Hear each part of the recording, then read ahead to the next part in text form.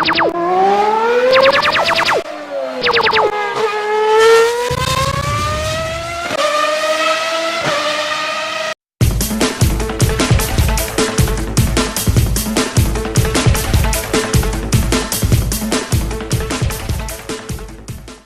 possible that Lexus will never be able to make as big a splash as it did when the first LS400 made its debut at the 1989 Detroit Auto Show.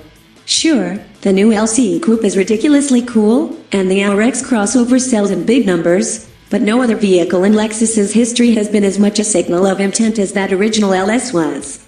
That's the true power of a flagship, and Lexus is looking to recapture some of that same enthralling laurel with the all-new 2018 Lexus LS500 sedan, debuting nearly 3 decades later. To re-establish the LS's credentials in the segment it once upended, Lexus is making this 5th-generation luxury sedan larger, more powerful, and more stylish than ever before. The front end, with its prominent spindle grille and sharply angled front headlights, is mostly in keeping with Lexus's current design language. But beyond that, the designers have taken a few more liberties with the car's profile, introducing a flowing character line along the side and softer, more rounded forms around the rear fenders. They're refreshing changes from the sharper, creased aesthetic found across the rest of the Lexus lineup. The LS also is breaking tradition from its typically upright, conventional 3-box shape with more rakish rear glass and a D-pillar that curves dramatically downward, both of which suggest that Lexus is keen to draw comparisons with cars such as the Audi A7 and the Porsche Panamera. Underneath the dramatic new sheet metal is a version of the same global architecture luxury GL platform used in the LC, although the wheelbase is stretched by 10 inches for duty in the 4-door.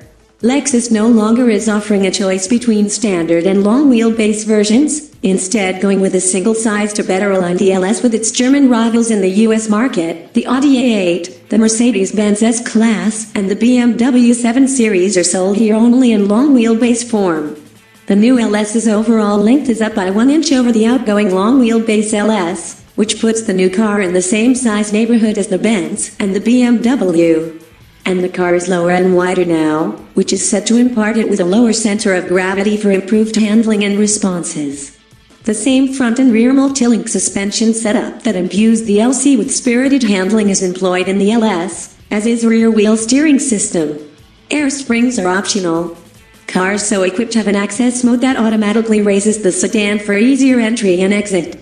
For now, Lexus is showing only the LS500 model, which uses an all-new, twin-turbocharged, direct-injected 3.5-liter V6. Output is 415 horsepower and 442 pounds-foot of torque, numbers that put this 6-cylinder somewhat in the hunt with competitors' V8 seconds, including the 449 horsepower Mercedes-Benz S550 and the 445 horsepower BMW 750i. It mates with an Aisin-supplied 10-speed automatic transmission, with rear-wheel drive standard and all-wheel drive optional. A claimed 0 to 60 miles per hour time of 4.5 seconds for the rear drive model is impressive, no surprise given the new engine's 29 horsepower and 75 pounds-foot boost over the rear drive version of the outgoing LS460 with its 4.6-liter V8. A hybrid model could join the lineup later on.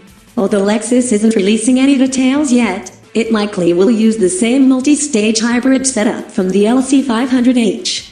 There's also no mention of an F-Sport trim level for the new LS, although we suspect it will be added sooner rather than later.